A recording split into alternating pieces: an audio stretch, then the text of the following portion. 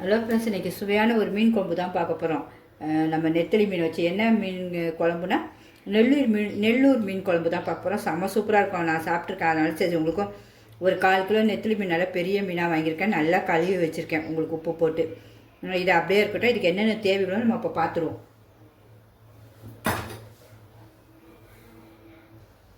இதுக்கு தேவையான என்னென்னா நம்ம அந்த 1/4 கிலோ மீனுக்கு தக்க தான் நான் சொல்கிறேன் உங்களுக்கு.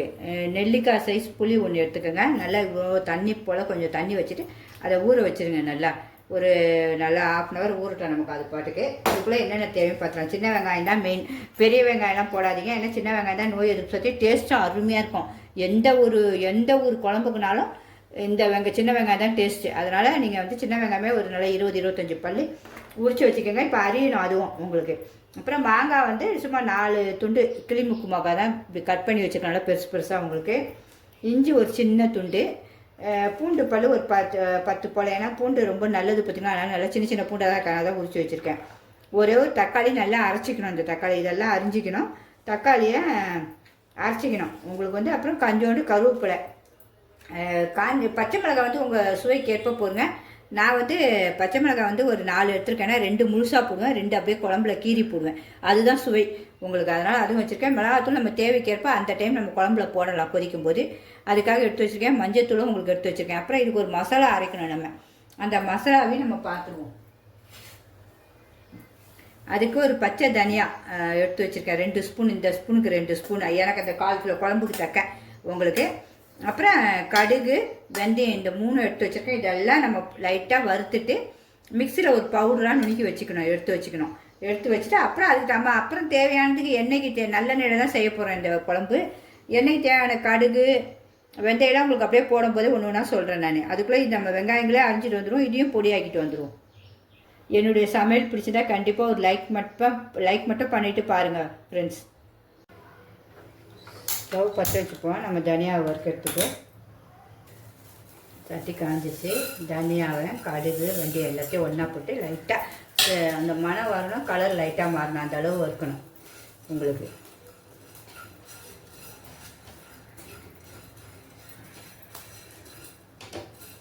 ரொம்ப கருகுனா ஒரு மாதிரி வாடை கசக்கும். அதனால் பார்த்து வறுக்கலாம். வறுத்தாச்சு. கலரும் உங்களுக்கு அழகாக மாறிடுச்சு. இனிமேல் அப்படியே ஆஃப் பண்ணிவிட்டு நம்ம ஆறினோடனே மிக்சியில் போட்டு பொடியாக்கிடுவோம். புளி தண்ணியிலே உப்பு கொஞ்சம் போட்டிருக்கேன். அது சுவை டேஸ்ட்டாக இருக்கும். அதனால் போட்டிருக்கேன். நல்லா அப்புறம் நம்ம ஊறினோடனே பிசைஞ்சிடு. தண்ணி எடுத்துக்கலாம் பிசைஞ்சி.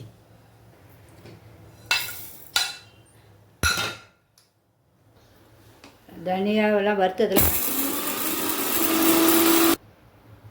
நல்லா சின்ன வெங்காயத்தெல்லாம் நம்ம நல்லா பொடிசாக அரிஞ்சு வச்சு அழகாக, அதாவது பெருசாகவும் இல்லை ரொம்ப சின்னதாகவும் இல்லை, அப்படியே ஒரு நடுவில் மட்டும் அரிஞ்சிட்டேன். 2 பச்சை மிளகாவும் நல்லா கீறி போட்டிருக்கேன் உங்களுக்கு. எப்படி அந்த மசாலாலாம் சூப்பராக உள்ளே பிடிக்கும். பூண்டியும் கொஞ்சம் 2 அரிஞ்சு போட்டேன் உங்களுக்கு. அதுவும் சூப்பராக இருக்கும். நம்ம வறுத்த பொடியும் தனியாவையும் போட்டு அரைச்சிட்டு என்ன ஒரு மணங்க அவ்வளோ சூப்பராக நைஸாக அரைப்பட்டுடுச்சு பாருங்கள்.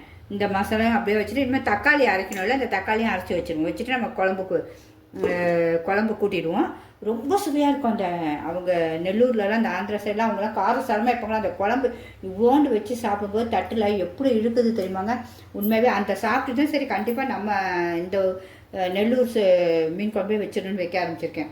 அது சட்டியில் தான் நம்ம கண்டிப்பாக வைக்க போகிறோம். சட்டி தான் ரொம்ப சூப்பராக இருக்கும். இப்போ நம்ம அடுத்து தக்காளியும் அரைச்சி வச்சுட்டு குழம்பு கூட்டிடுவோம். நம்ம தக்காளியும் அரைச்சாச்சு. இனிமேல் குழம்பு கூட்டிடுவோம். சட்டி வச்சாச்சு. நல்லெண்ணெய் தான் ஊற்ற போகிறேன். ஒரு 4 ஸ்பூன் போல் ஊற்றிக்கலாம். எண்ணெய் இருந்தால் தான் இந்த மீன் குழம்புலாம் செம்ம டேஸ்ட்டு. அவ்வளோதான், ஊற்றியாச்சு. இனிமேல் சட்டி காயிட்டோம். அதுக்கு தேவையான கடுகு கொஞ்சம், வெந்தயம், கடுகு பொரியணும் நல்லா, அப்போ தான் வயிறு வலிக்காது. வெந்தயமும் போட்டாச்சு. 2ம் பொரியணும். மீன் குழம்புக்கு சூப்பரே வெந்தயம் தான். நல்லா பொரியுது. இந்த சட்டி எனக்கு ஒரு 29 வருஷம் சட்டி. அதை அப்படியே பத்திரமா வச்சுருக்கேன். இனிமேல் வெங்காயம், சின்ன வெங்காயம், பூண்டு எல்லாமே நல்லா ஒன்றா வதங்கணும். இஞ்சி நசுக்கி வச்சுருக்கேன் இடிகளில். அப்புறம் பச்சை மிளகாய் 2 கீறினது, 2 முழுசா, கருவேப்பிலை. மாங்காய் வந்து லாஸ்ட்டில் தான் போடணும். அது சொல்கிறேன் உங்களுக்கு எப்போ போடணும். இது மட்டும் தான் வதங்கணும்.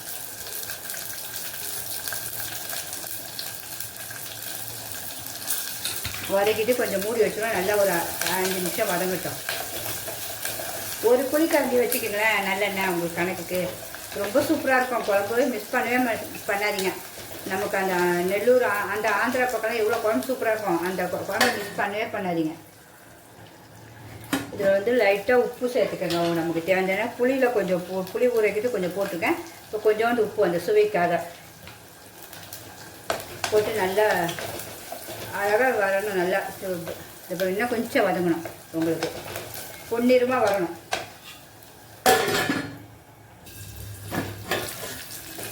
இப்போ நல்லா பொன்னிறமாக மாறிடுச்சு. இதை கலரே உங்களுக்கே தெரியும் அழகாக. இப்போ நம்ம மஞ்சத்தூள் போட்டுருவோம். அதுக்கு சும்மா ஒரு 1/4 ஸ்பூன் மஞ்சத்தூள், அவ்வளோதான். மிளகாத்தூள் நமக்கு காரத்துக்கு நல்லா காரம் தான் டேஸ்ட்டாக இருக்கும் அந்த குழம்புக்கு. நான் நல்லா 1.5 ஸ்பூன் போடுறேன். சின்ன ஸ்பூனுக்கு இந்த ஸ்பூனுக்கு 1.5 ஸ்பூன் மிளகாத்தூள் எல்லாம் போட்டு ஒரு கிண்டிடுவோம். நல்லா கொஞ்சம் அது வதங்கணும். அந்த கருகக்கூடாது. அப்படி வதங்கணுன்னா புளி வந்து கரைச்சி வச்சுக்கோங்க. 2 டம்ளர் தண்ணி ஊற்றி கரைச்சி வச்சுருக்கேன். அந்த புளி தண்ணியே இதில் ஊற்றிடுவோம். உப்பும் இருக்கிறதுல. இன்னும் நமக்கு தேவைக்கப்போ கொஞ்சம் தண்ணி ஊற்றிடலாம். இன்னும் ஒரு 2 டம்ளர் தண்ணி ஊற்றிடலாம். உங்களுக்கு குழம்பு எவ்வளோ திக்னஸ் வேணுமோ அவ்வளோ அந்த இவ்வளோ போதும். ஏன்னா மீனும் உங்களுக்கு வேகணும். இப்போயே குழம்பு என்ன அழகாக ஆயிடுச்சு பாருங்கள் கலர். உங்களுக்கு உப்பு காரம் எல்லாம் பார்த்துருங்க. நம்ம எந்த மீன் வேணாலும் நம்ம செய்யலாம். நான் வந்து பெரிய மீன் செஞ்சாலும் சூப்பராக இருக்கும். நான் எதுக்கு சின்ன மீன் செய்யணும், உடம்புக்குலாம் ரொம்ப ஆரோக்கியம் சின்ன மீன் தான். அதனால சரி சின்ன மீன் தான் செய்கிறேன். உப்பு காரம் எல்லாம் சூப்பராக இருக்குது எனக்கு. இன்னும் அது கொதிக்கட்டும். ஒரு 10 நிமிஷம் நம்ம அப்படியே விட்டுருவோம். மூடி போட்டால் பொங்கிச்சுன்னா அது டேஸ்ட்டு போயிடும். அதனால் மூட வேண்டாம். 10 நிமிஷம் நம்மளுடைய மீன் குழம்பு எப்படி கொதிக்கிட்டு பாருங்கள். இப்போ நம்ம ஒரே ஒரு தக்காளி வச்சுருக்கோம்ல, அரைச்சி வச்சுருக்கோம்ல, அதை போட்டுருவோம். போட்டு ஒரு கிண்டிடுவோம். அந்த மீதி இந்த தக்காளி சும்மா அந்த யானத்தில் அப்படியே தண்ணியை ஊற்றி கழுவிட்டு தக்காளியை அரைச்சி வச்ச தக்காளி தான். குழம்பு இப்பயே பார்க்க எவ்வளோ சூப்பராக இருக்குது பாருங்கள் உங்களுக்கு. நம்ம இந்த நெல்லூர் மீன் குழம்பு அப்படியே அடிச்சிக்கவே முடியாது. யார் வந்தாலும் சுவை அப்படி சுவையாக இருக்குன்னுவாங்க. இன்னும் கொஞ்ச நேரம் குழம்பு கொதிக்கட்டும். ஒரு 10 நிமிஷம். மீன் குழம்பு நல்லா கொதிச்சிச்சு 10 நிமிஷமாக. இப்போ நம்ம மீனை போட்டோம். நீங்கள் எந்த மீன்னாலும் சரி, உங்களுக்கு பெரிய மீன்னா பெரிய மீன். நான் வந்து சின்ன மீன் தான், நெத்திலி தான் எடுத்துருக்கேன். அதுவே ரொம்ப புதுசாக ஃப்ரெஷ்ஷாக இருக்குது பாருங்கள். மீன் ஃப்ரெஷ்ஷான மீனாக எடுத்துக்கங்க. வேறு ஒன்றும் இல்லை, புது மீனாக இருக்கணும். அப்போ தான் அந்த சுவை சூப்பராக இருக்கும் உங்களுக்கு. மீன் போட்டாச்சு. மீன் போட்டு கரண்டி வச்சு கிண்டாதீங்க. இப்படி ஒரு துணி வச்சுட்டு இப்படி நல்லா இப்படி மெதுவாக சுற்றுங்க. பிக்னஸ் பிள்ளைங்க என்னுடைய சமையலை பற்றி செஞ்சீங்கன்னா கொஞ்சம் பொறுமையாக செய்யுங்கம்மா. அப்படியே இதில் ஒரு 5 நிமிஷம் இருக்கட்டும். அப்படியே கொதித்து ஒரு 5 நிமிஷம் தான். அடுத்தது என்ன பண்ணலான்னு பார்க்கலாம். இப்போ ஒரு 5 நிமிஷம் ஆயிடுச்சு. ரொம்ப ஸ்லோவில் தான், மீடியமில் தான் வச்சுருக்கேன். ரொம்ப ஹைலேயும் வைக்கலாம். இது மண் சட்டின்னா அந்த சூட்டில் நல்லா கொதிக்கும். வேறு ஒன்றும் இல்லை உங்களுக்கு. அதுதான் அந்த மண் சட்டியுடைய டேஸ்ட்டு. இப்போ நம்ம அரைச்சி வச்சுருந்தால தனியா வெந்தயம் எல்லாம் அதெல்லாம் இதில் போட்டுடணும். கடுகு எல்லாம் வறுத்து அரைச்சது பார்த்திங்களா மிக்சியில், அதையும் போட்டு இப்படி ஒரு 5 நிமிஷம் திருப்பி